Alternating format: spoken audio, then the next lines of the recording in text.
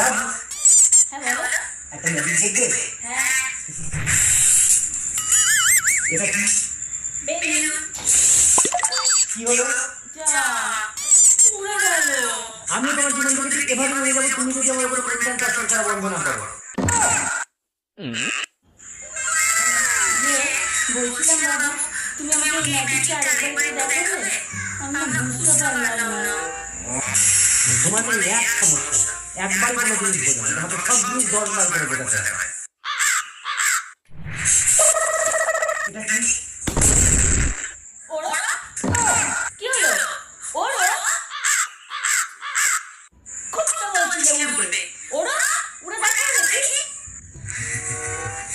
বাবু বলছি, আমি কি তোমাকে ওভাবে বলেছি নাকি?